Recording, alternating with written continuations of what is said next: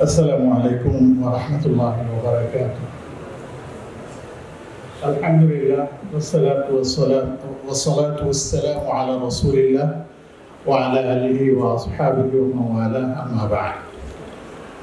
রহমতুল আলামিন ফাউন্ডেশন কর্তৃক আয়োজিত আজকের এই সিরাত মাহফিলে আমি প্রথমেই কৃতজ্ঞতা প্রকাশ করছি এই স্বপ্ন ফাউন্ডেশনের সম্মানিত চেয়ারম্যান মুফতি ইসহাক হোসেন রাজি এবং তার পাশে বসা কারা নির্যাতিত সদর মামুনুল হক সাহেব সহ অন্যান্য যারা আছেন সবাইকে জানাচ্ছি আন্তরিক মোবারকবাদ।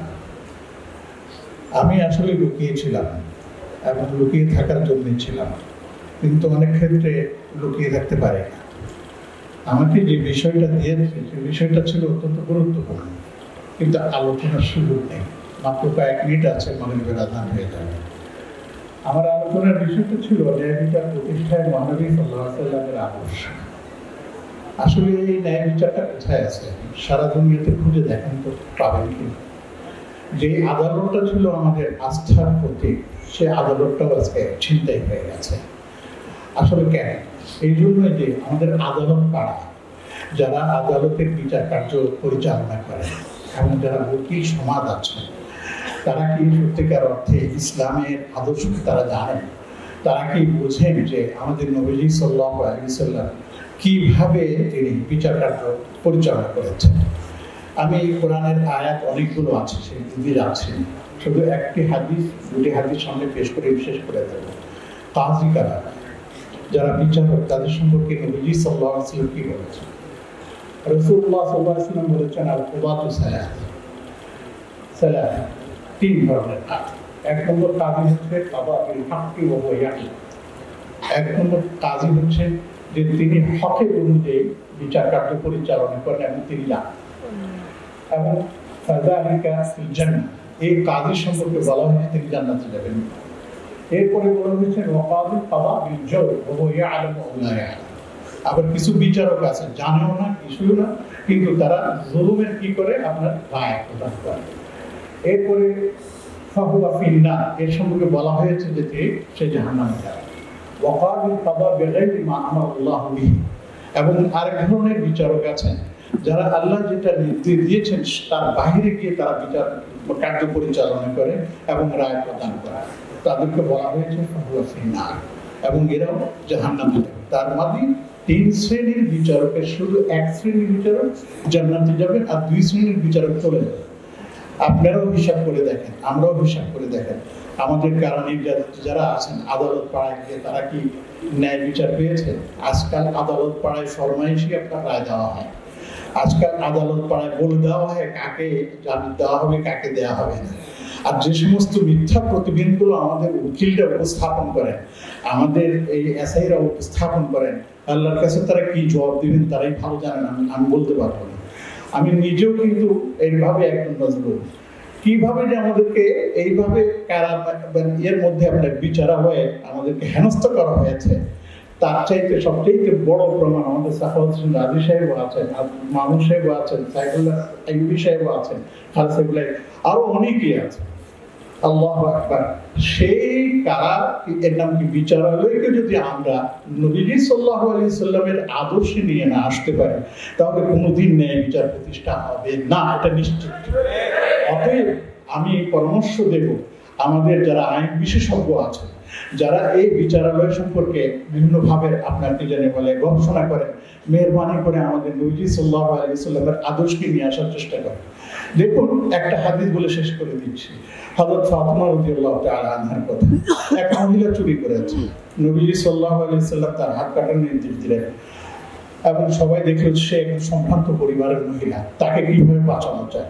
তখন সবাই মিলে ধরলেন যে উসামা ইবনে যায়েদ ইবনে হারিসা রাদিয়াল্লাহু তাআলা, তিনি বলে তার কাছে খুব প্রীত, বললো যে উসামাকে পাঠান।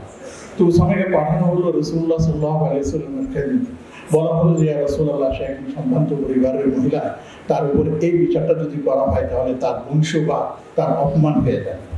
নবীজি সাল্লাল্লাহু আলাইহি ওয়াসাল্লাম কি তার এই তদবির মেনেছিলেন? বরঞ্চ তিনি বলেছেন সুবহানাল্লাহ, সারা দুনিয়া দেখছে এবং সবখানে এটা তারা দেখছে। লাউ কানাত ফাতিমা বিনত মুহাম্মদ সারাকাত লাকাতাতু ইয়াদাহা আও কামা ক্বালা আলাইহিস সালাতু ওয়াসসালাম। শুনে রাখো উসামা, তুমি কেমন, যদি ফাতিমা বিনতে মুহাম্মদ যদি আজকে চুরি করতো এবং সেটা প্রমাণিত হতো তাহলে আমি নিজে তার হাত কেটে দিতাম। এই ছিল আমাদের বিচারালয়ের আপনার আদর্শ। নবীজি সাল্লাল্লাহু আলাইহি সাল্লামের আরো অনেক বিচার কার্য আছে, নিয়ে এসেছিলাম, কিন্তু সেটা বলার আর সুযোগ নেই। আমি আমার যারা সম্মানিত ওলামায়ে কেরাম আছেন তাদের প্রতি বিনীত অনুরোধ করব যে আসুন আমরা একসাথে হয়ে একাগ্র চিত্তে আমরা আমাদের দেশকে সাজানোর চেষ্টা করি। শুধুমাত্র বিচারালয় না, বরঞ্চ আমাদের এই কচিকাঁচার যে সমস্ত বাচ্চারা স্কুল কলেজ ইউনিভার্সিটিতে পড়ছে তাদের ঈমানের হেফাজত করার চেষ্টা করব। আমি আপনাদেরকে সাক্ষী দিচ্ছি, বলছি আজ থেকে সেই 40 বছর আগে যখন এই পাঠ্যপুস্তক রচিত হতো তখন পাঠ্যপুস্তকের পাণ্ডুলিপি আহ্বান করা হতো।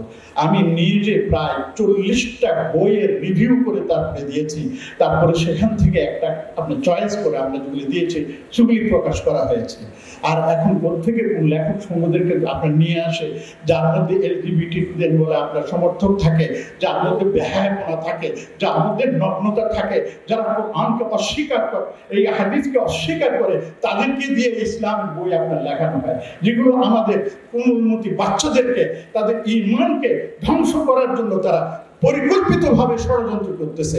আপনার শুনে আশ্চর্য হবেন, আমেরিকার ফাউন্ডেশনগুলো কোটি কোটি ডলার তারা ব্যয় করতেছে মুসলিম বিশ্বে মুসলিম সন্তানদের ধ্বংস করার জন্য। তাদের শিক্ষা সিলেবাস কারিকুলাম তারা ইনক্লুসিভ আপনার রিসার্চ এবং কমিউনিটিকে প্রতিষ্ঠা করার জন্য তারা আমাদের পিছনে লেগে গেছে। অতএব আমাদেরকে সক্রিয়ভাবে, আমাদেরকে সতর্কতার সাথে এই বিষয়গুলো দেখতে হবে। তারা মনে করে যেন শিক্ষা সিলেবাস তৈরি করার ব্যাপারে আলেমদের কোনো ভূমিকা থাকতে পারে না, অথচ তারা জানে না এই আলেমরাই হচ্ছে সর্বপ্রথম এবং সবার আগে এই অধিকার প্রাপ্ত, যে তারাই আমাদের বাচ্চারা কি পড়বে কি পড়বে না, তাদেরকে কি শেখানো হবে কি শেখানো হবে না, এটা ঠিক করে দিবে না আলেমরা। কিন্তু সে আলেমদেরকে তারা আজকে পাত্তাই দিতে চায় না। আমি বলতে চাই যে এই আলেমরা আছে বলে আপনার টিকে আছেন, এই আলেমরা যদি না থাকে তাহলে আপনার টিকে থাকতে পারবেন না কোনোদিন। অতএব আসুন আমরা আলেম সমাজের কাছে ধর্ণা দেই, তাদের কাছ থেকে পরামর্শ নেই, তারা সঠিক পরামর্শ দিয়ে আমাকে আপনাকে সামনে এগিয়ে নিয়ে যাবেন ইনশাআল্লাহ। আমি এই কথাগুলো বলে আমার বক্তব্য এখানে শেষ করছি। সবাই প্রতি আবার মুবারকবাদ এবং শুকরিয়া জ্ঞাপন। আসসালামু আলাইকুম ওয়া রাহমাতুল্লাহি ওয়া বারাকাতুহু।